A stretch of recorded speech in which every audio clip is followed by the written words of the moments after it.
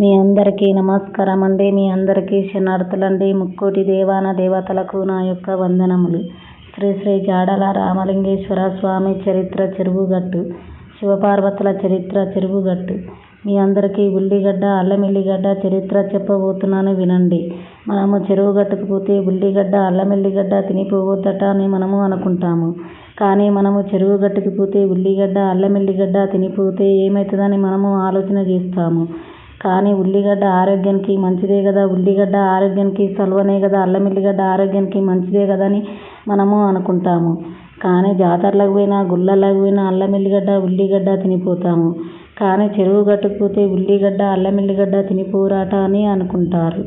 కానీ మీ అందరికీ ఉల్లిగడ్డ అల్లం ఎల్లిగడ్డ చరిత్ర చెప్పబోతున్నాను, వినండి. శివపార్వతుల చరిత్ర చెప్పబోతున్నాను, వినండి. కానీ ఉల్లిగడ్డ ఆరోగ్యానికి సలువనేనండి, ఉల్లిగడ్డ ఆరోగ్యానికి మంచిదేనండి, అల్లం ఎల్లిగడ్డ ఆరోగ్యానికి మంచిదేనండి. కానీ బోలాశంకరుడు పార్వదేవికి ఉల్లిగడ్డ అల్లం ఎల్లిగడ్డ ద్వారా శాపం పెట్టిండు కాబట్టి మనం చెరువు గట్టుకు పోయి 3 గుండ్ల పైకి పోయి శివపార్వతులను దర్శనం చేసుకుందాము. మీ అందరికీ ఉల్లిగడ్డ అల్లం ఎల్లిగడ్డ చరిత్ర చెప్పబోతున్నాను, వినండి. శివపార్వతుల చరిత్ర చెప్పబోతున్నాను, వినండి. బోలాశంకరునికి తల్లిదండ్రులు అని వారు లేరు. ఆ స్వామికి పూర్వ జన్మమే ప్రపంచము. శివుడు లేని ఆజ్ఞాసి ఏమైనా కుట్టదు కదండి, అదందరికీ తెలిసిన విషయమే కదండి. బోలాశంకరుడు అమావాస్యకు ఆదుకునే బోలాశంకరుడు, బోలాశంకరుడు పౌర్ణమికి వేలుకునే బోలాశంకరుడు, గుట్ట కింద పార్వదేవి రక్షించే తల్లి. తల్లి అంటేనే అమ్మ, అమ్మ అంటేనే పార్వదేవి, పార్వదేవి రూపంలో ఆవు, ఆవు శరీరంలో కొలువుదీరిన దేవతలు ఉంటారు. ఆవు రూపంలో ఒక భాగం శివుడు, ఒక భాగం పార్వదేవి కొలువుదీరి ఉంటుంది. ఆవు అంటేనే లక్ష్మీదేవి, ఆవు రూపంలో కొలువైన దేవతలు ఉంటారు. ఆవు పేడల్లే లక్ష్మీదేవి ఉంటుంది. ఆవు అంటేనే ఇంటి మహాలక్ష్మి, లక్ష్మీదేవి అంటేనే అమావాస్య, అమావాస్య అంటేనే లక్ష్మీదేవి, లక్ష్మీదేవి అంటేనే పార్వదేవి, పార్వదేవి అంటేనే సరస్వతీదేవి. ఈ ముగ్గురు అక్క చెల్లెళ్ళు ఆవు రూపంలో కొలువుదీరి ఉంటారు. విష్ణు బ్రహ్మ శివుడు ముగ్గురు అన్నదమ్ములు ఆవు శరీరంలో కొలువుదీరి ఉంటారు. పార్వదేవి తండ్రి దక్ష ప్రజాపతి, పార్వదేవి తల్లి సౌభాగ్య.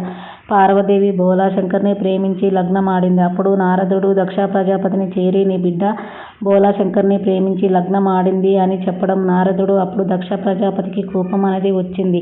పార్వదేవి నువ్వు శివుణ్ణి లగ్నం ఆడుతావని అడగడం జరిగింది. అప్పుడు దక్ష ప్రజాపతి పార్వదేవితో ఏమి చెప్పిండు అంటే, ఆ బోలాశంకరుడు జోలలు కట్టుకునేవాడు, భిక్షమెత్తుకునేవాడు, బట్టలు లేక పులి చర్మం ధరించిన వాడు, నల్లని వాడు, తల్లిదండ్రులు లేనివాడు, బుడ్డగూసి పెట్టుకునేవాడు, నల్ల రూపంలో ఈ బూది రేఖలు పూసుకునేవాడు, శూలం చేతిలో పట్టుకుని ముసలి అవతారం ఎత్తినవాడు పార్వదేవి అని చెప్పడం తండ్రి దక్ష ప్రజాపతి చెప్పడం జరిగింది. అప్పుడు పార్వదేవితో అప్పుడు దక్ష ప్రజాపతి కైలాసం చేరి బోలాశంకర్ని నిలదీయడం జరిగింది. అప్పుడు దక్ష ప్రజాపతి శంకర నువ్వు నా బిడ్డని ఎత్తుకొని పోయి లగ్నము ఆడుతావా? నువ్వు తల్లిదండ్రులు లేనివాడు, భిక్షం ఎత్తుకునేవాడు, బట్టలు లేక పులి చర్మం ధరించినవాడు, నల్లని వాడు, ఈ బూది రేఖలు పూసుకునేవాడు, బుడ్డగూసి పెట్టుకునేవాడు శంకర అని చెప్పి కోపంతో కళ్ళు ఎర్రని చేసి బోలాశంకర్ని పై గతము ఎత్తడం జరిగింది. నా బిడ్డను నువ్వెట్లా సాదుతావు అని చెప్పడము దక్ష ప్రజాపతి కోపంతో. అప్పుడు శంకర నేను నీకు ఒక ఆజ్ఞ పెడతాను శంకర అని చెప్పడము దక్ష ప్రజాపతి. అప్పుడు శివునికి నీలకంఠ విషము మింగేయడం జరిగింది. అప్పుడు గొంతులో విషం అనేది తట్టుకోవడం జరిగింది. అప్పుడు పార్వదేవి దుఃఖంలో ఉండడం జరిగింది. అప్పుడు పార్వదేవి ఉల్లిగడ్డ సల్వనే కదా అని చెప్పి ఉల్లిగడ్డ తీసుకొని రావడం జరిగింది. అప్పుడు పార్వదేవి బోలాశంకరుడు ఉల్లిగడ్డ ద్వారా శాపం పెట్టడం జరిగింది.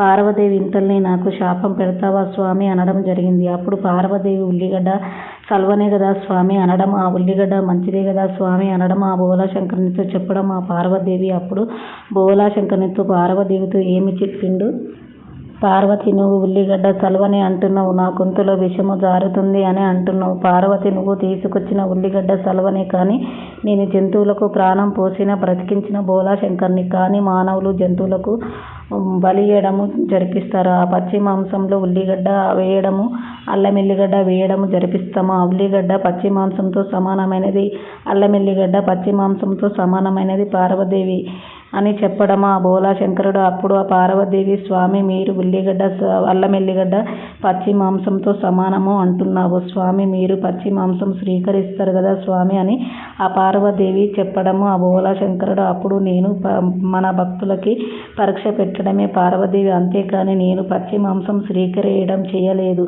పార్వదేవి నువ్వు నాకు ఎదురు చెప్పుతున్నావా పార్వదేవి అని చెప్పడము. పార్వదేవి అని చెప్పి భోళాశంకరుడు పార్వదేవి నువ్వు గుట్ట కింద చెప్పియడం జరుగుతుంది. పార్వదేవి అప్పుడు స్వామి ఇంతల్లే నాకు గుట్ట కింద చెప్పిస్తున్నావు స్వామి అని చెప్పి పార్వదేవి దుఃఖంలో ఉండడం జరిగింది. అప్పుడు శంకర 3 కళ్ళు మూసుకొని తపస్సులో ఉండడము. అప్పుడు ఆ పార్వదేవి స్వామి పరమేశ్వర నన్ను కరుణించు స్వామి అని చెప్పడము. ఆ పార్వదేవి ఎంత చెప్పినా భోళాశంకరుడు 3 కళ్ళు తెరవడం లేదు. అప్పుడు ఆ పార్వదేవి దుఃఖంలో ఉండడం జరిగింది. కన్నీరు మున్నీరు కాల్వలై పారి వైకుంఠంలో విష్ణు బ్రహ్మలకు చేరాయి. ఈ కన్నీరు ఎవరిదని చూసి బ్రహ్మ విష్ణు అంజనం వేసుకుని చూడడము. ఈ కన్నీరు పార్వదేవి అని చెప్పడము విష్ణు బ్రహ్మలు. అప్పుడు విష్ణు బ్రహ్మ కైలాసం చేరి భోళాశంకరుని శాంతి కోరడగా విష్ణు బ్రహ్మ అప్పుడు భోళాశంకరుడు విష్ణుమూర్తికి బ్రహ్మదేవునికి మా మామ దక్ష ప్రజాపతి నీలకంఠం విషయం మింగేయడం జరిగింది. అప్పుడు నాకు విషయం గొంతులో తట్టుకోవడం జరిగింది. అప్పుడు పార్వదేవికి ఉల్లిగడ్డ ధార తీసుకుని రావడం జరిగింది. నేను పార్వదేవికి శాపం పెట్టాను విష్ణు బ్రహ్మకు చెప్పడం జరిగింది. భోళాశంకరుడు అప్పుడు విష్ణు బ్రహ్మలు శంకర నువ్వు మాత్రం విషయం గొంతులో జారాలన్నా నువ్వు మాత్రం చల్లని చలికాలం కార్తీక పౌర్ణమి నాడు నీకు అభిషేకాలు ఉంటాయి శంకర. నీకు అభిషేకాలతో పండ్లు పాలతో గోవు పాలతో నెయ్యి పువ్వు పుష్పాలతో తేనె గంగమ్మ నీరు పెరుగుతో బిల్వపత్రి ఆకులతో అభిషేకాలు ఉంటాయి శంకర. నీకు మాత్రం గొంతులో విషము అనేది జారుతుంది శంకర అని చెప్పడం ఆ విష్ణు బ్రహ్మలు.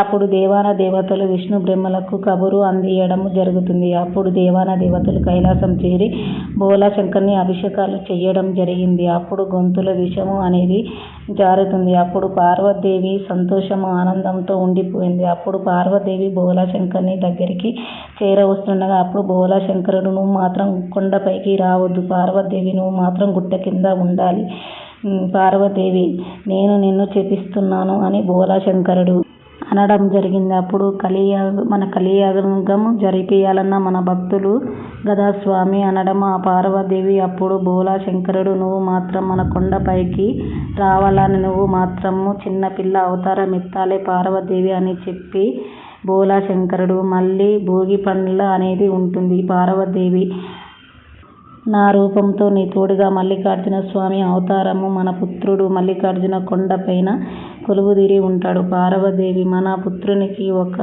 గంగిరేగు చెట్టు ఉంటుంది అనేది ఉంటుంది మాత్రము భోగి పండ్ల చిన్నపిల్ల అవతారం ఎత్తాలి. భోగి పండ్లు నీ తలలో వేయడము జరిపించాలి పార్వదేవి. మళ్ళీ మన కొండపైనికి రావాలన్నా నువ్వు పార్వదేవి పటం తొక్కుకుంటూ రావాలి. మళ్ళీ రథసప్తమి నాడు నువ్వు మాత్రము రావాలన్నా పార్వదేవి మన కొండకు. అప్పుడు మన కళ్యాణము జరిపియాలన్న మన భక్తులు మన కళ్యాణము జరుగుతుంది పార్వదేవి. మన కళ్యాణము జరిగిన తర్వాత నువ్వు మళ్ళీ గుట్ట కింద ఉండాలి పార్వదేవి అని స్వామి మన భక్తులకు ఏదైనా ఆపత్తి వచ్చినప్పుడు ఏదైనా రక్షగా ఉండాలి పార్వదేవి అని భోళాశంకరుడు చెప్పిన మాటలు విని పార్వదేవి నువ్వు మాత్రము సంవత్సరానికి ఒకసారి మన కొండకు వచ్చి నువ్వు నాతోటి మళ్ళీ కళ్యాణము మన భక్తులు జరిపిస్తారు పార్వదేవి అని చెప్పి